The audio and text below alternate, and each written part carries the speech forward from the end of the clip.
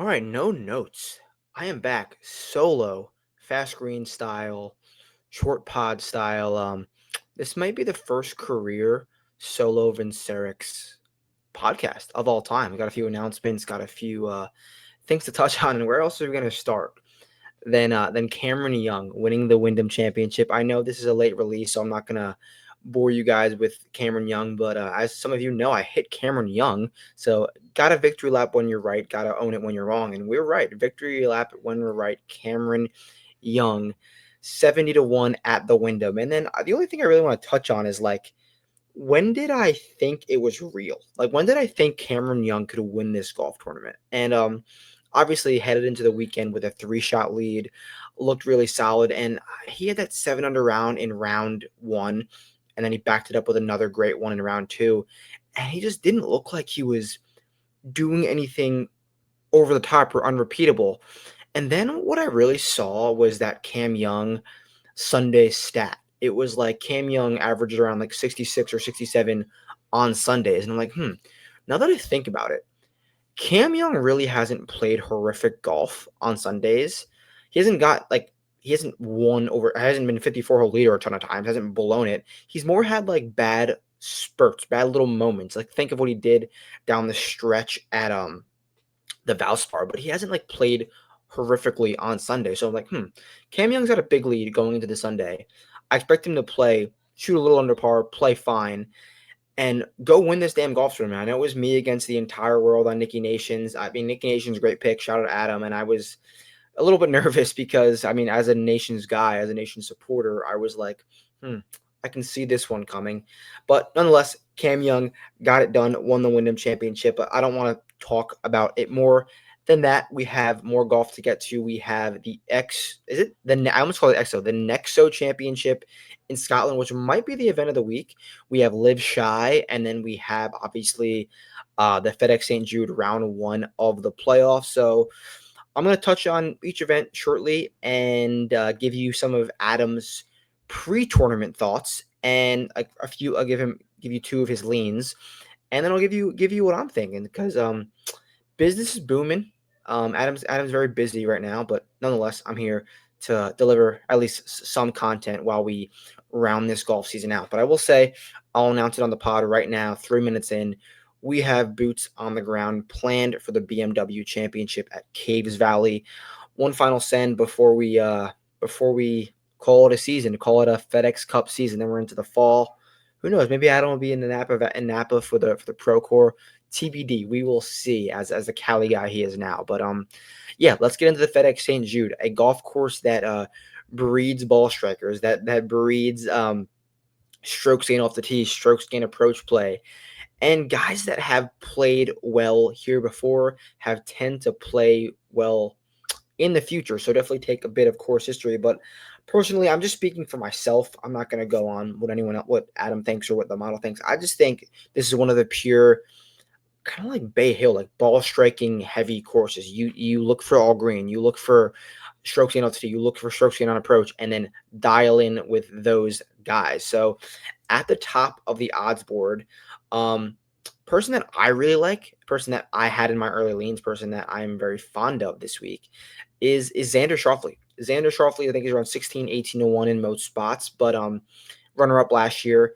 And little nugget on Xander, this is the first time since a full calendar year in which he's gained off the tee and approach in back-to-back weeks. And if you look back a full calendar year, that was a win at Troon. That was a runner-up here. That was a great little run of golf for the two-time major champion last year, Xander Schauffele. So he's doing something right now that he's not done since he was that two-time major winner. So I think the stars are aligning for Xander Schauffele. I think another great week is coming. 69-man field. I don't think it's going to be too crazy for Xander to do anything insane. That this next range is Tommy, JT, Matt Fitz. It's crazy that Matt Fitz is that next guy. I really don't think he does belong there. I know he's playing some great golf, but it's in a ball striking contest. I don't prefer Matt Fitz. I'm going to be quite honest. So definitely fading him.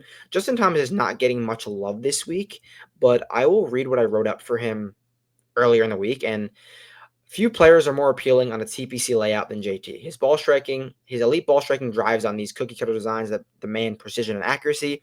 This is a setting where he can get absolutely back into contention. Like, just think of these TPC designs straightforward. Justin Thomas has done it here before. So I do think it is a great course setup for Justin Thomas. And that leaves Tommy Fleetwood around that 25 range.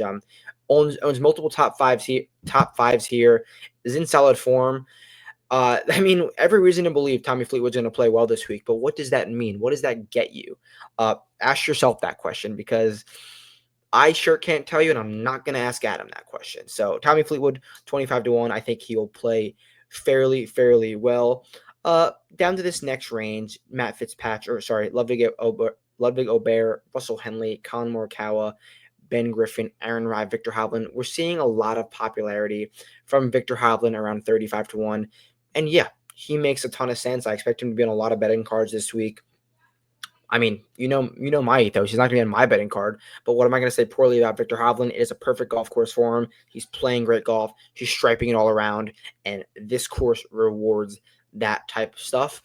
I definitely wanted to give a nod to Collin Morikawa, a look to Collin Morikawa, because when his number drifts to a 3, that's when he starts to rattle off something.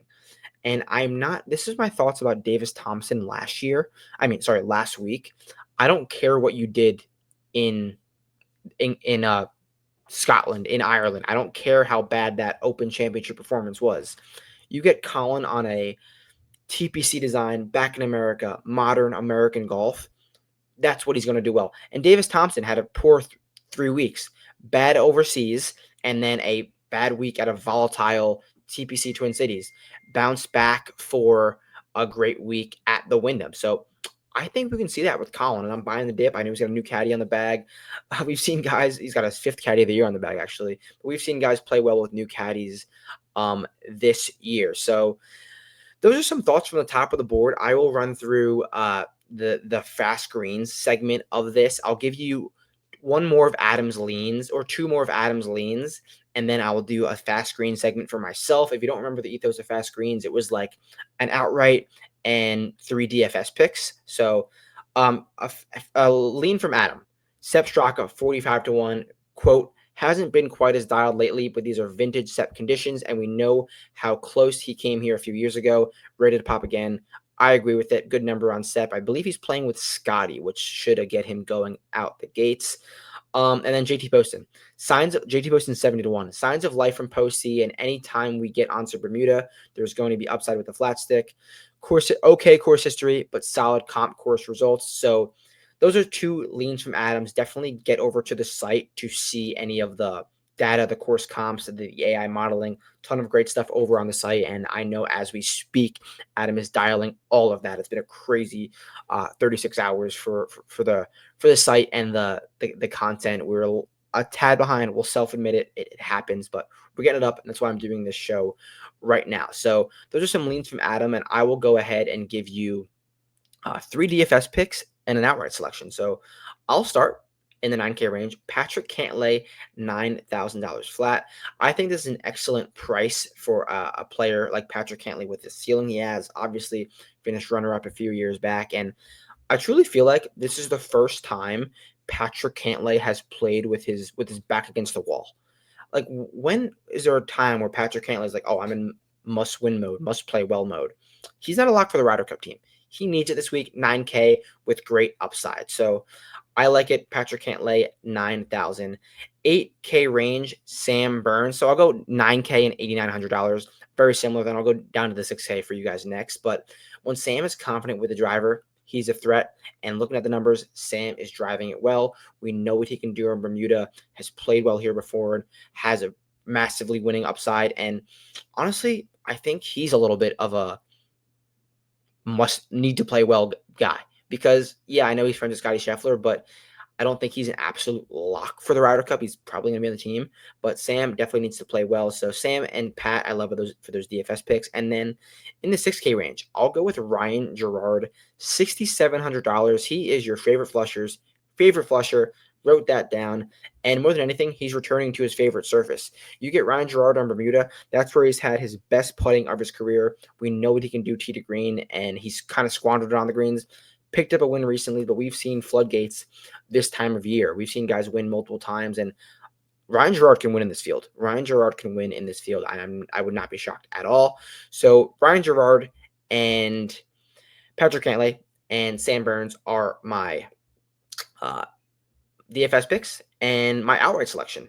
Outright selection of the week is Ludwig Aubert, 30-1. I honestly love the number. Feels like a young Collin when he was kind of around this number and he popped off a few wins. Buying Ludwig in perpetuity as a 24, 5, 6-year-old should pay off around these numbers. And I haven't heard much from Ludwig. Feel like he hasn't been playing great. But then you look at his profile. He's posting some of the best ball striking, consistent ball striking of his career. Not quite like the highest ceiling ball striking, but the most consistent. We're seeing him trend into form. He should feel ready because he's got the Ryder Cup around the corner. So Ludwig, 30-1. I think there's 27 through 33-1 around. So grab it at 30. I think it's a great selection.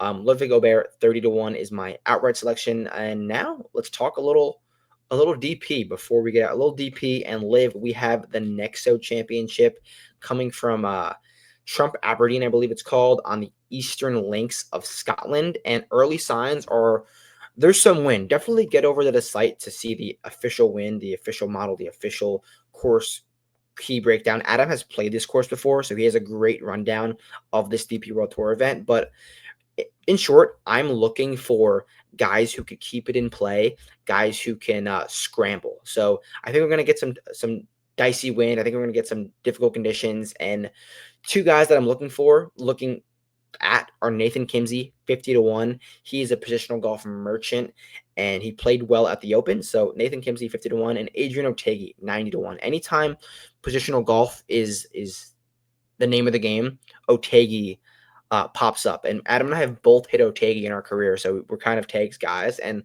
the last time they had this tournament, I think it was called the Scottish Championship. Otegi won. So we know he's comfortable in Scotland. So that's Otegi, 90-1, and Nathan Kimsey, 50-1. And finally, we have LIV Chi, and they don't call Chicago the Windy City for nothing. It looks like it's going to gust upwards in the teens over the weekend. And if we don't have a 2-horse race between Waco and Rahm, I think we're going to get a variety of golfers in the mix. So last time on LIV, you guys know my LIV stories and my LIV bets all year long. I kind of single bullet Rahm every single week, and it never works. And then anytime I build a card, I get someone heavily in the mix. And last week, I bet Bubba Watson for the first time ever, or 2 weeks ago, whenever that LIV UK was, 2 weeks ago. And Bubba Watson had like his best LIV result ever. He was 100-1. Now he's 40-1. This week, who could that be? I'm going with Henrik Stenson. Henrik Stenson, 175-1. He leads LIV in driving accuracy. I really think driving the ball in the fairway is going to be massive this week. I think if you're in the fairway, you can attack with your irons. And 175-1 on a winner on this tour, I don't think it's the worst selection in the world. But like LIV is so crazy because I do want to bet freaking Rahm, but he won this event last year. So I'm going to be out on Rahm this year because I don't bet back-to-back because I'm an idiot. But Henrik Stenson, and then from the top of the board, I'm going to give a nod to Abe Ancer because Abe Ancer is a winner, and on a golf course where you have to hit fairways, at least that's what I'm thinking, have to hit fairways, can free up the iron game. Abe Ancer, 30-1 or 35-1. It's a great selection. Got a runner-up, got a T3 on the LIV circuit this year, and he's obviously won before. So definitely get to the site. Quick pod. Wanted to run through the tournaments this week, give you a recap on Cam Young, tell you that we're alive, we're doing okay, and yeah, that wraps it up. So head to the site, ton of info there, and we'll catch you guys next week. Peace out.